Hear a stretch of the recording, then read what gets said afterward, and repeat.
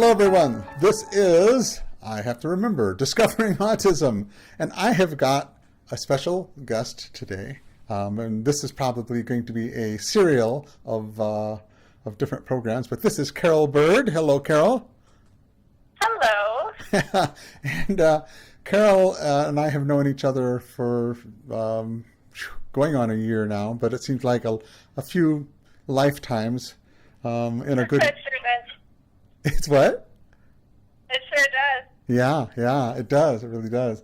So anyway, but probably a lot of you know Carol or that are going to be listening to this video. If you don't, she has got a YouTube channel called Mindful Divergence. And how many videos do you have now? You must have 150, 200?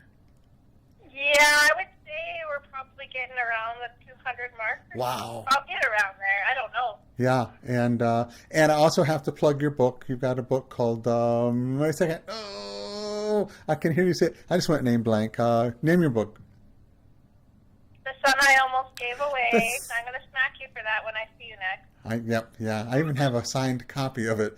But I forgot my niece's name the other week. I'm serious. But anyway, we are both on the spectrum, and we've had some wonderful discussions about a million different topics, and we have no idea what we're even going to talk about here, but as I told her, I said, I know what we'll do. We'll immediately latch onto something and just take off. Yeah. Yeah. Well, you got to start. Well, there was something that I had an experience yesterday that I thought I would share, because I think I'm going to have to do a vlog on this one. Okay. And that is one of the fellows who found my channel. Him and I had been kind of starting to text back and forth a little bit throughout the day, getting to know each other a little, and then all of a sudden I got this big contract through work, as you know, and I was really busy, so I kind of fell off the face of the earth. And when I did, I didn't really notify the people in my life that this would be happening. Oh. Like no one, none of my family, none of my friends, nobody, and I just kind of disappeared. And so I started giving people kind of one-word responses when they would text me or email me, and I wasn't explaining why I was behaving that way. Mm-hmm. And that was a really ignorant thing for me to do, because here I had a lot of people in my life thinking, oh, she must be upset with me, or I must have offended her or done something, or she doesn't like me anymore, or whatever.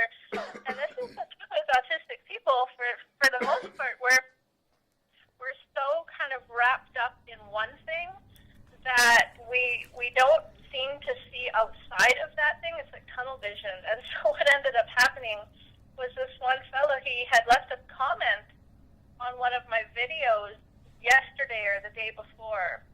And all of a sudden I remembered that he existed. And this is the problem with me in particular. I don't know if all autistics are this way, but I literally forget that people exist, like people even that I've known forever, unless there's something that triggers my memory of them.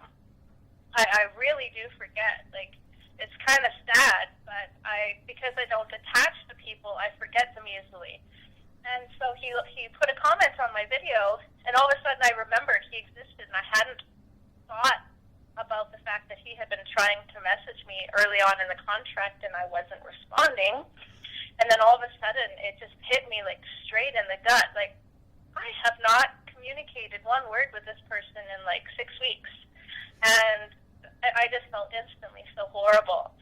And so I texted him right away and said, you know what, I am so sorry, because I dropped the ball in the hugest way, not just with you, but with like everyone. I was so insensitive that I didn't even tell everyone that I was just going to be disappearing, being so busy. And so anyways, I gave him a call, and we ended up having a long talk. And well, it wasn't that long, but it was long enough for me to apologize about 20 times for being, so wrapped up in my own world. But the one thing that I thought would be interesting to mention is that when he would, now me and you, Tom, we've had this issue too with texting and messaging back and forth, and that is a lot of autistics are visual thinkers, or we think in video. So it's kind of like where any information that's coming in verbally through our ears, kind of, we have to convert that to a video to kind of download it into memory. And a lot of our thought processes are in video too. So we kind of think in video, and now we have to put that through a converter to go into words. And where this runs into a problem in communication is if someone is, let's say, sending you a text or a message, and they share more than one thought at a time, it's kind of like, if you think about spaghetti, how it has all these different ingredients. You've got your salt and your peppers and your ground beef and your, sauce, and how they're all separate. Those are each like individual thoughts or points that a person's making. But if they make more than one at a time, it starts mushing together like spaghetti, and you can't really, you take a bite of spaghetti, you can't necessarily taste the individual salt or the individual whatever. It kind of goes all together as a mush. Right. And I remember when you and I used to start communicating, I was trying to explain to you when you would send me like a paragraph with a lot of different points or subjects in it. Yeah. Remember how I would just kind of put a smiley face on it or something? Yeah. And anything back, and you're thinking, I just sent you like everything from the depths of my soul, and you give me a smiley face. And I was like, and you probably were wondering, like, hey, she must be really busy right now, or why is she not, like, why doesn't she give me something from the depths of her soul back? A little winky face or something. And that's because I couldn't articulate the individual points. Yeah. It all got put together.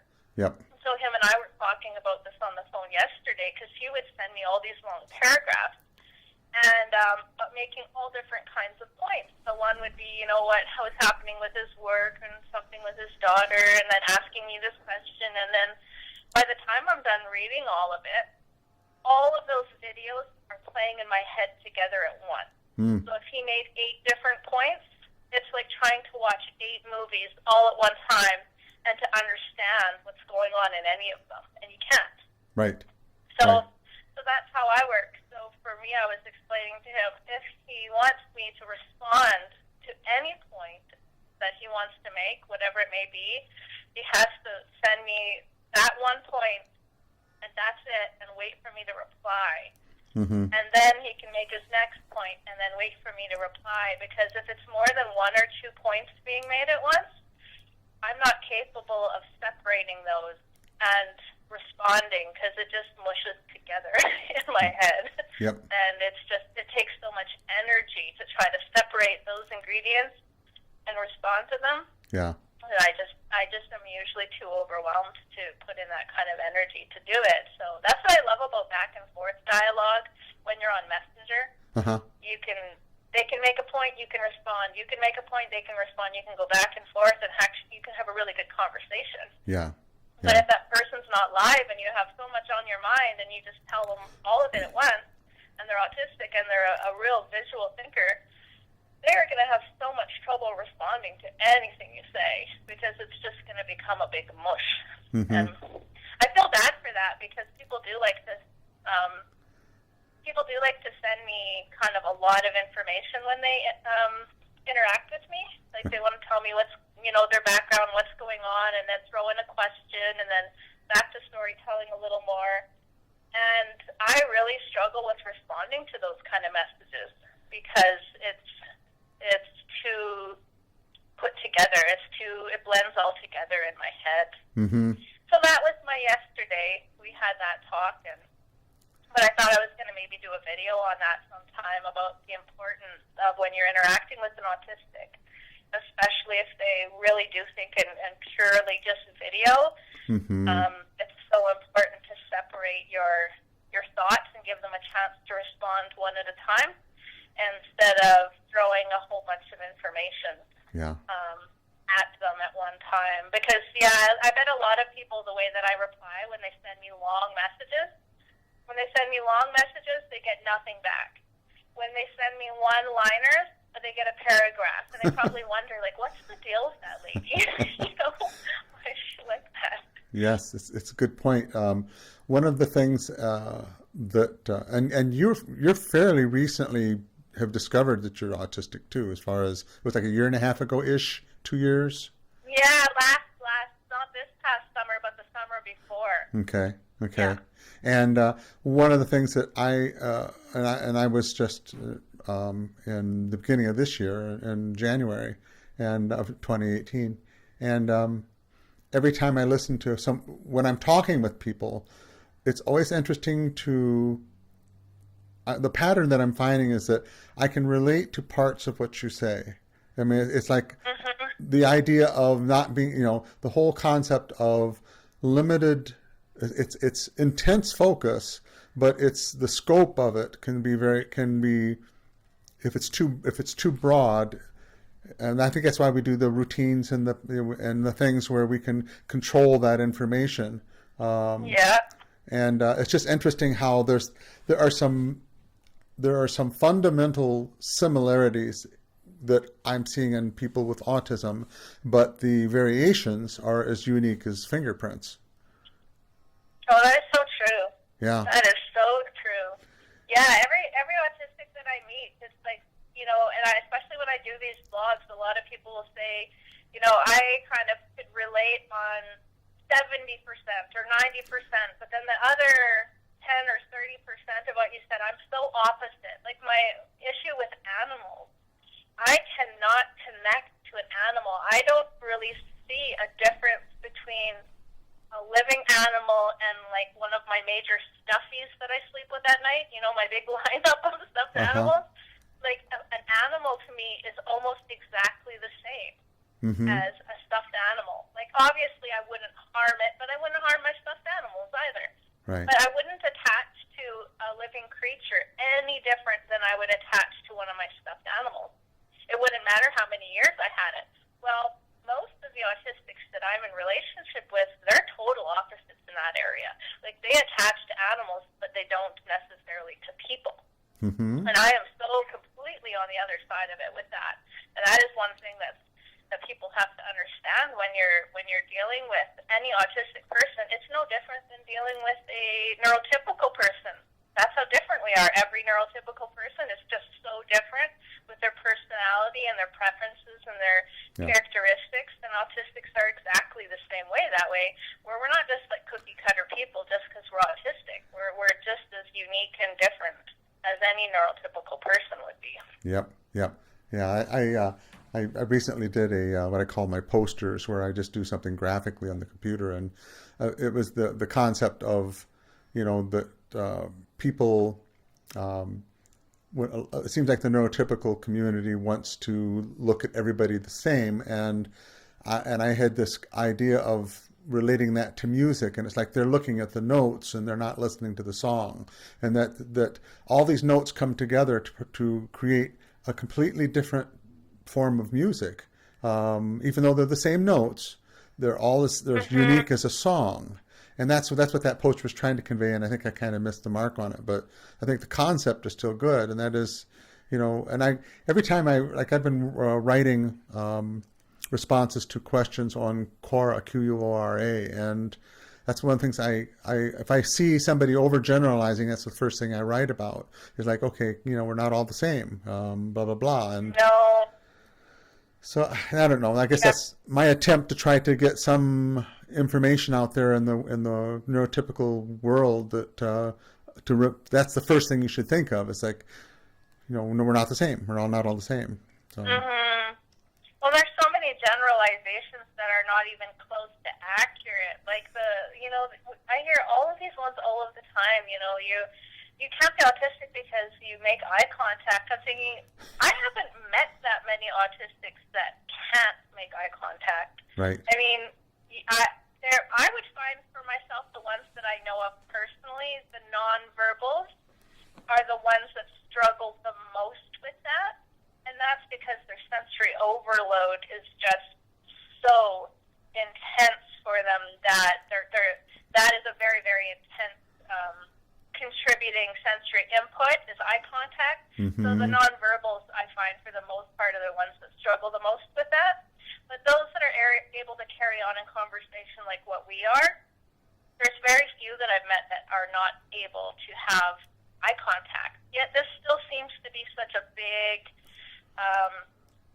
factor in not the diagnostic side, but where individuals just out in the world kind of they look at you, and if you say you're autistic, thinking, but you're looking at me when you're talking, so that's not possible. So stuff like that kind of can be a little bit annoying because, I mean, I don't like when people generalize all of us together anyhow, but when that generalization's not even close to remotely true, that's kind of frustrating, I find. Yeah. Yeah. Well, I'm just you talk about that. I know that I had problems with eye contact. And I would say that was up until my late teens, maybe early. I was the same way. I remember that now, actually, and I used to watch all of these talk shows. Uh-huh. Like most little children, they like watching like cartoons and that. Uh-huh. I never did. My intelligence level as a little kid was always, from as far back as I can remember, 3 or 4 years of age, I was thinking like an adult. Mm-hmm. And so the kind of things I like to watch on TV were typical of what an adult would watch. And kind of talk shows that were interviewing motivational speakers, things like that. Uh-huh. I was fascinated by that by the time I was 4 or 5. And I remembered hearing them talk about, well, people aren't going to think you're very confident if you're not making eye contact. And you would always hear people talking about this eye contact thing. So I taught myself at a very young age that if I want people to respect me, I need to be doing that. Wow. That's how I actually learned, was that I kind of was almost shamed into it, thinking I'm kind of a lowlife if I don't do this. And then it did become quite natural over the years after that. But if I'm in a moment where I'm not doing well, I instantly start struggling with that in a conversation. Where when my brain starts shutting off, Yeah. you'll notice more and more I'm not even looking in the general direction of that other person that I'm talking to, like avoiding it on purpose, because it feels like there's so much pressure and energy coming off their head. It's like it's hitting my face. Yeah.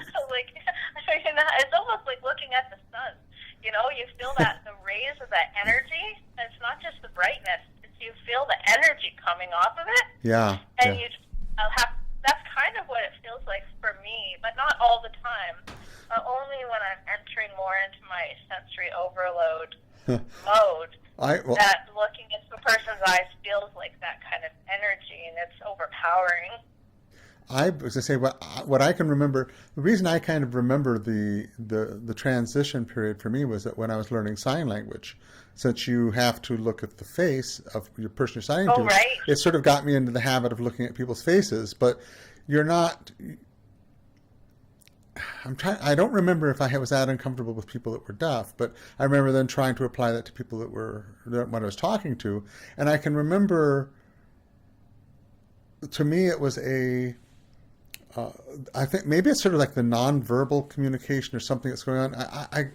All I remember was looking at their face and going, okay, if I look them right in the eyes, you can tell all of a sudden they're very uncomfortable. So where are you supposed to look? I mean, I was going through this process of going like, okay, how am I supposed to do this? Do I look at and how long do I look at them? And it's like, because you can kind of tell, it's like,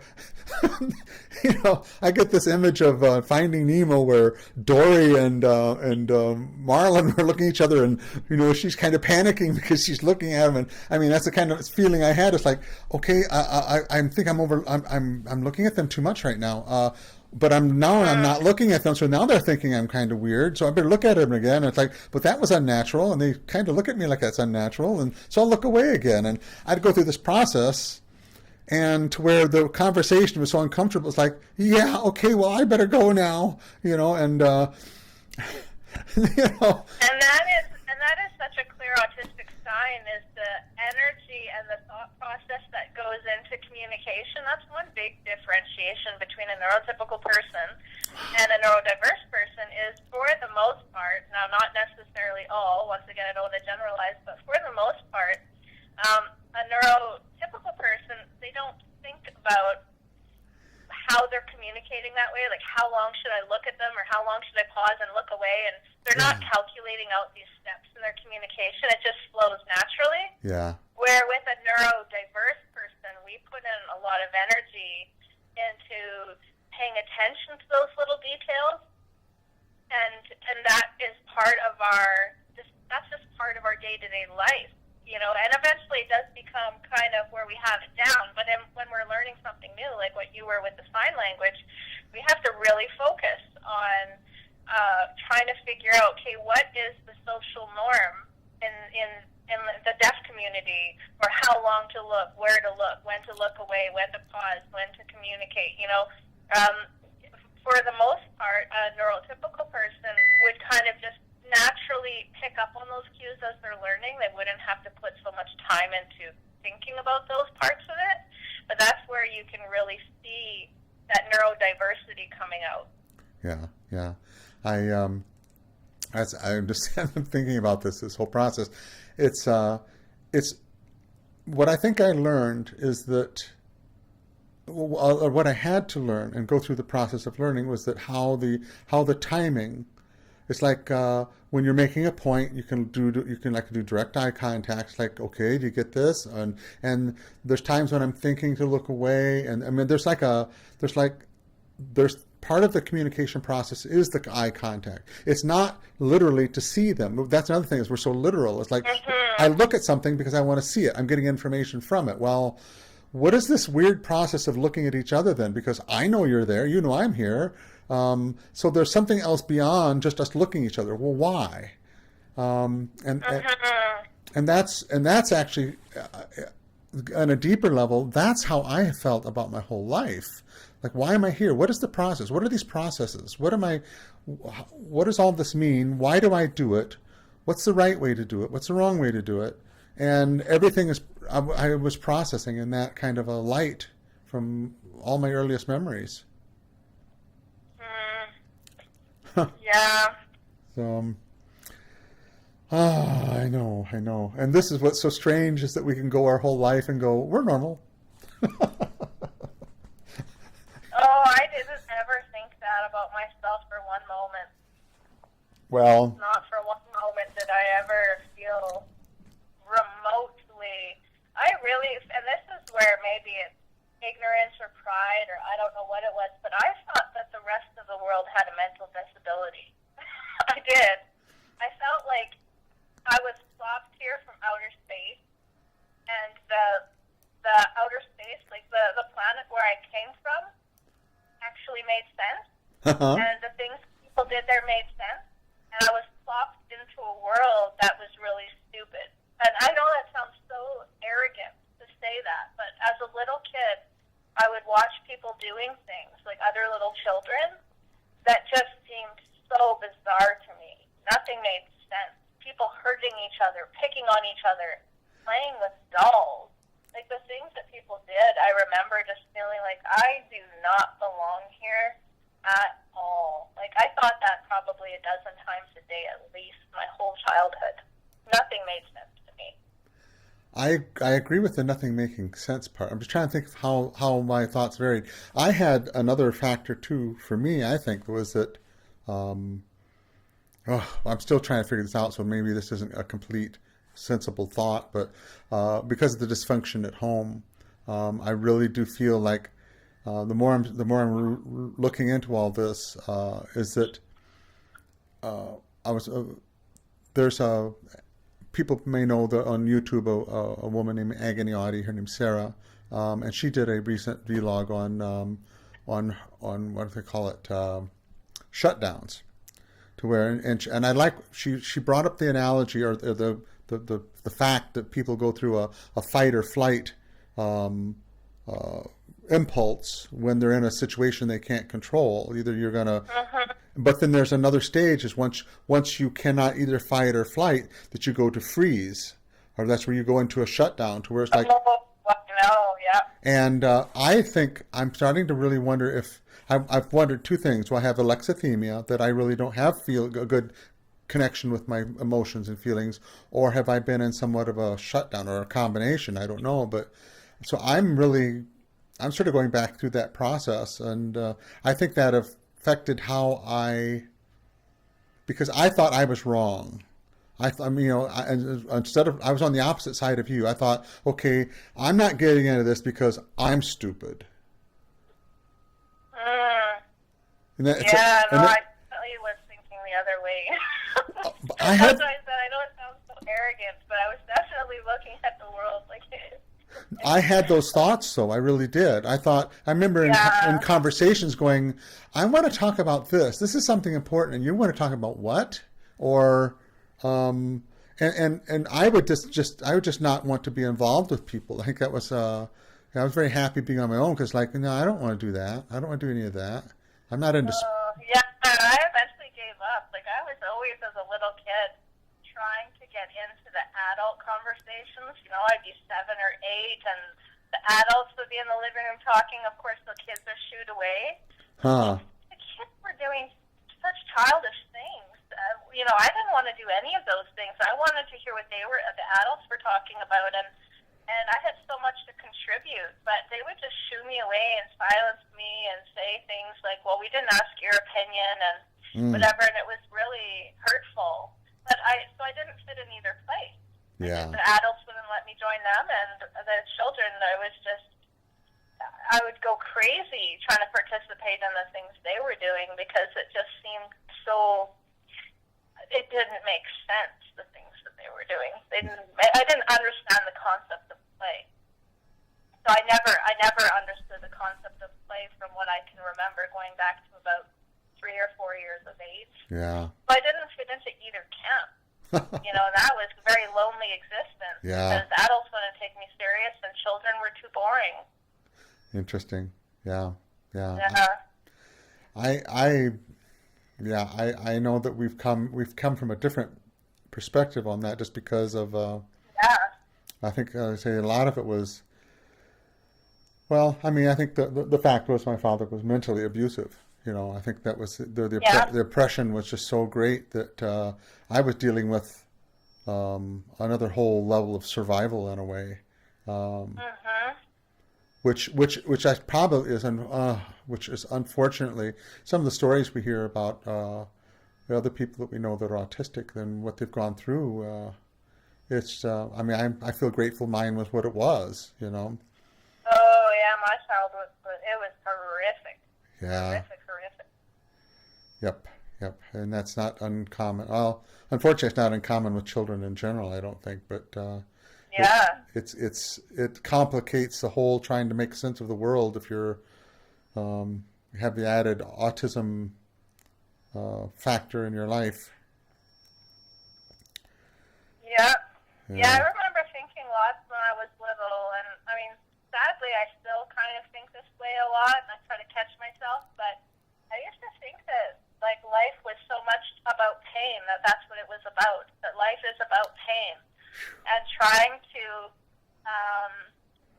mitigate the challenges of pain. Like, pain management is what I thought life was about, like avoiding as many encounters in one day of pain as you possibly can. So most of my childhood was literally about finding creative solutions to the challenges I was going to encounter in a day that would make me suffer.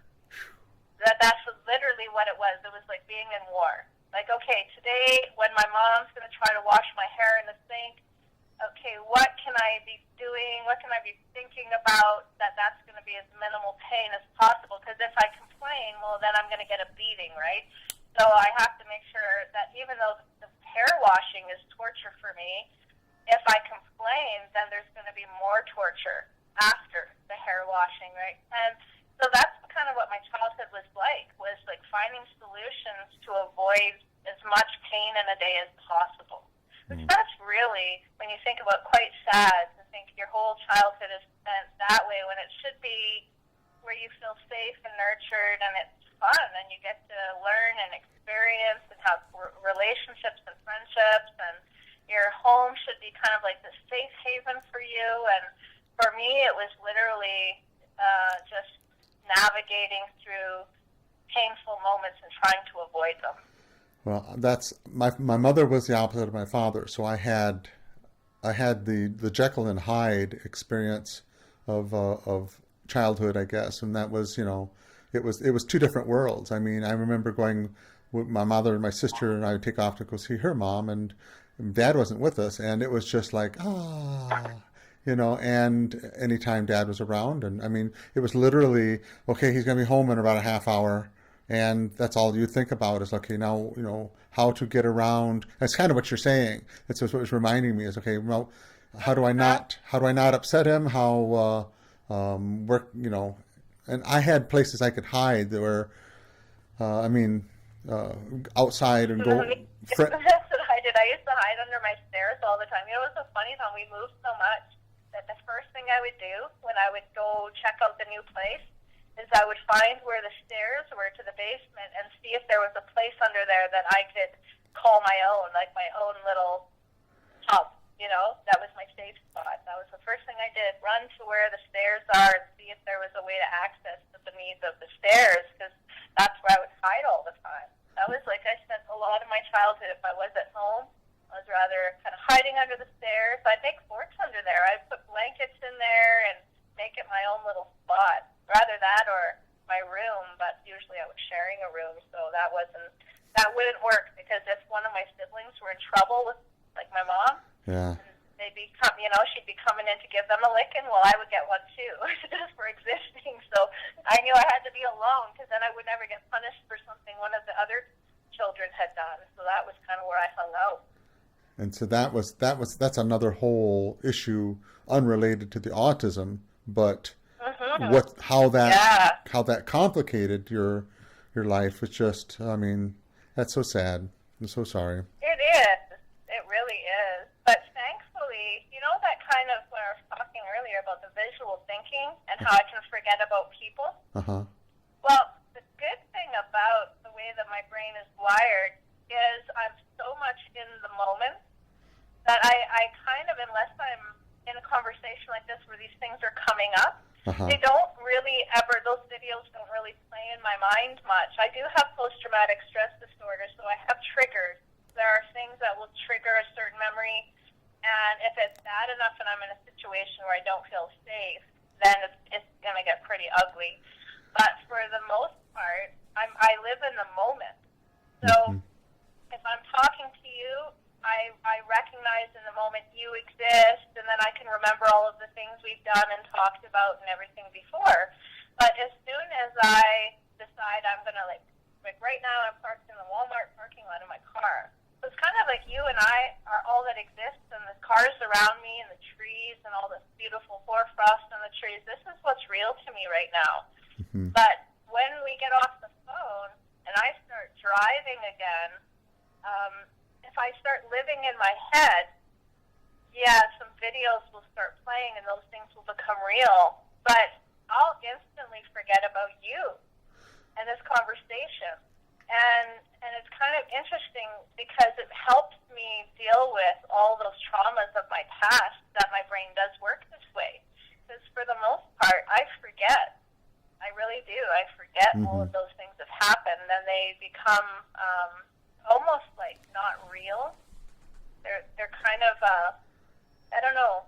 I think it's helpful for me anyhow that I do live so much in the moment, in my own little bubble in the moment. It's a very helpful thing, and I think it's part of what's kept me sane over the years.